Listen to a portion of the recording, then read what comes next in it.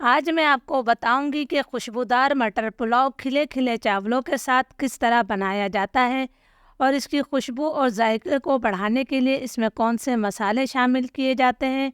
इसके साथ ही हम चटपटी सी चटनी भी बनाएंगे जो इसके जायके को कई गुना बढ़ा देगी। तो चलिए देख लेते हैं कि हमने ये रेसिपी किस तरह बनाई है। अस्सलामुअलैकुम, मेरा नाम है शाहीन और मैं अपने किचन में आप सबको खुश आमदीद कहती हूँ। आज मैं अपने किचन में बहुत ही मज़ेदार खुशबूदार खिला खिला मटर पुलाव बना रही हूँ। बहुत मज़े का ये पुलाव बनता है। आपने वीडियो को आखिर तक देखना है ताकि आप भी जायकेदार मटर पुलाव बना सके। इसके लिए मैंने जो है आधा किलो मटर लिए। ये मैंने फ्रेश मटर लिए छिलकों के साथ और इनके दाने निकाल लिए हैं। इसके साथ ही मैंने आधा किलो बासमती चावल लिए, यानी ये 500 ग्राम चावल है। इन्हें मैं 2 से 3 दफ़ा अच्छी तरह से धोऊंगी और आधे घंटे के लिए भिगो दूंगी। अगर कप से नाप के देखा जाए तो ये मैंने 2 कप चावल लिए हैं। मेरा ये कप 250 ग्राम का है। इसके साथ ही हम एक स्पेशल चटनी भी बनाएंगे। खुशबूदार मटर पुलाव बनाने के लिए हमने कुछ मसालों को कूट लेना है। तो मैंने लिया है 1 खाने का चम्मच साबुत धनिया, इसे मैं खरल में डाल देती हूँ। और इसके साथ ही मैं इसके अंदर आधा खाने का चम्मच सौंफ शामिल करूँगी। सौंफ और साबुत धनिया से जो है पुलाव बहुत ज़्यादा खुशबूदार बनता है। इन दोनों चीज़ों को जो है हमने मोटा मोटा सा कूट लेना है, बिल्कुल बारीक पाउडर नहीं बनाना है। सौंफ और साबुत धनिया को मैंने मोटा मोटा कूट लिया है। तो चलिए अब हम पुलाव पकाना शुरू करते हैं।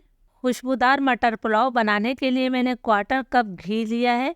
अगर आप पुलाव घी से बनाएंगे तो बहुत ही ज़्यादा जायकेदार बनेगा। घी को मैं हल्का गरम कर लेती हूँ। घी हमारा हल्का गरम हो गया है तो मैं 2 छोटे तेज़पात के पत्ते शामिल कर रही हूँ। इसके साथ ही हम कुछ और खड़े गरम मसाले भी डालेंगे।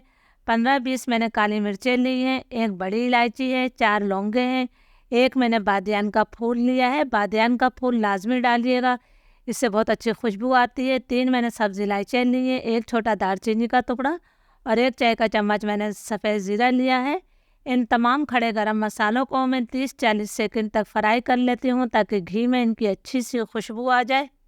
खड़े गरम मसाले हमारे फ्राई हो गए हैं तो मैंने 2 दरमियानी साइज़ प्याज को स्लाइस करके शामिल कर दिया है। प्याज को हमने मुसलसल चलाते हुए लाइट ब्राउन करना है, ज़्यादा डार्क कलर नहीं देना है। तो मैं प्याज को लाइट ब्राउन कर लेती हूँ। प्याज हमारी लाइट ब्राउन हो गई है, बस इससे ज़्यादा डार्क कलर आपने नहीं देना है वरना पुलाव का कलर ख़राब हो जाएगा। अब मैं इसके अंदर 1 खाने का चम्मच भरकर जो है अदरक लहसुन शामिल कर रही हूँ। इसके साथ ही हमने 4-5 मोटी वाली हरी मिर्चें ली हैं, उन्हें मैंने काट लिया है, हम वो भी डाल देते हैं। मैं थोड़ा सा पानी भी डालूंगी ताकि प्याज हमारी ज़्यादा डार्क कलर में ना हो। ये मैंने पानी शामिल कर दिया है। अब मैं इसे 1.5-2 मिनट तक भून लेती हूँ ताकि अदरक लहसुन का कच्चापन ख़त्म हो जाए। अदरक लहसुन हमारा भून गया है तो अब मैं इसके अंदर मटर शामिल कर देती हूँ।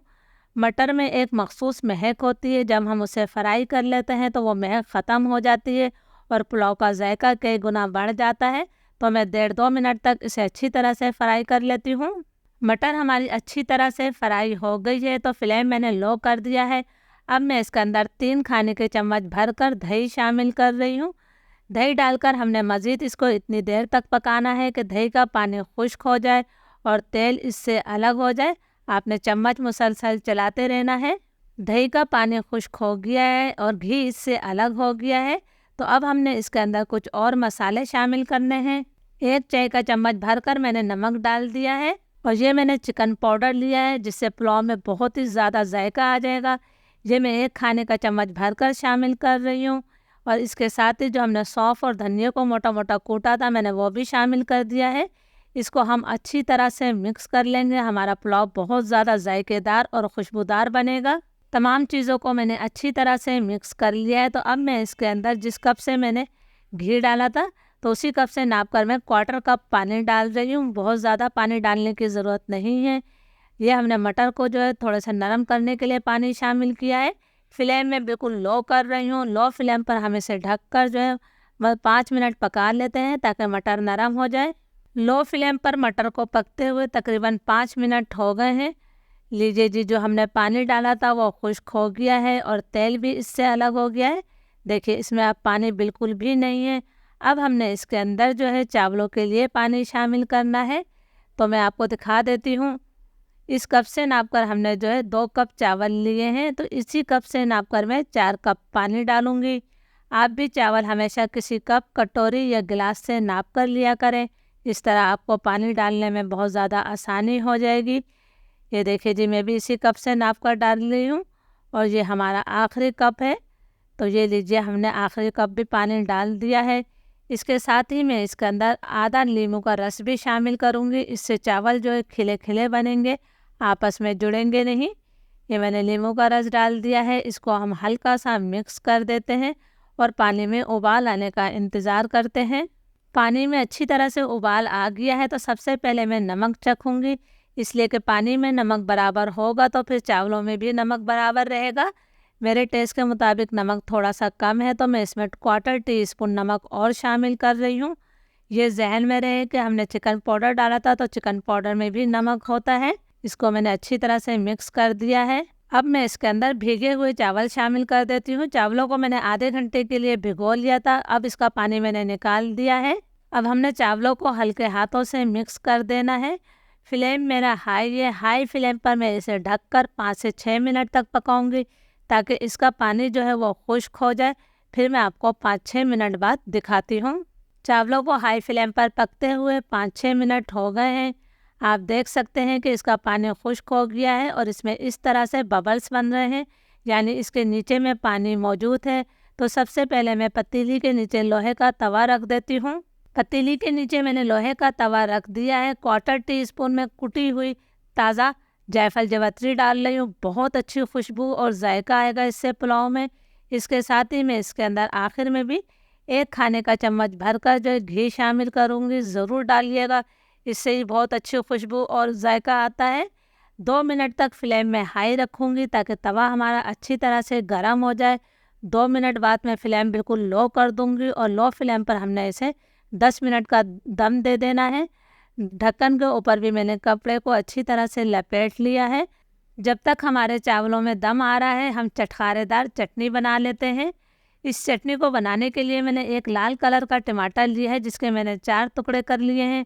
इसे मैंने ग्राइंडर जार में डाल दिया है। इसके साथ ही ये मैंने 5-6 लहसुन की कलियाँ ली हैं, 15-20 पुदीने के पत्ते हैं, 5 गोल मिर्चें हैं और 1 मुट्ठी भरकर मैंने हरा धनिया लिया है। गोल मिर्चें आप अपने टेस्ट के मुताबिक ले सकते हैं। इन तमाम चीज़ों को भी मैंने ग्राइंडर जार में डाल दिया है। इसके जायके को बढ़ाने के लिए मैं इसके अंदर आधा नींबू का रस भी शामिल करूँगी।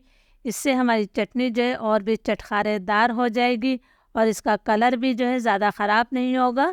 आधा चाय का चम्मच मैं नमक शामिल कर रही हूँ। नमक आप अपने टेस्ट के मुताबिक ले सकते हैं। आधा चाय का चम्मच ही मैं इसके अंदर सफ़ेद ज़ीरा डाल देती हूँ और 1 खाने का चम्मच हमने इसके अंदर पानी डाल देना है। अब मैं इसका पेस्ट बना लेती हूँ।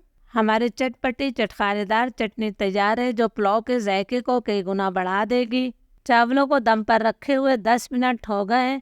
माशाल्लाह मैंने ढक्कन हटाया है तो पूरे घर में इसकी खुशबू फैल गई है। बहुत ही खुशबूदार हमारा मटर पुलाव तैयार है और आप चावल देख सकते हैं कि एक एक दाना बिल्कुल खिला खिला बना है।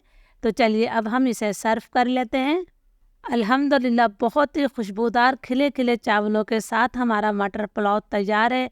ज़रूर इस रेसिपी को ट्राई कीजिएगा और मुझे कमेंट्स करके ज़रूर बताइएगा कि मेरी ये रेसिपी आपको कैसी लगी। रेसिपी अच्छी लगी है तो लाइक और शेयर ज़रूर करिएगा। इजाज़त दीजिए, दुआओं में याद रखिएगा। अल्लाह हाफिज़।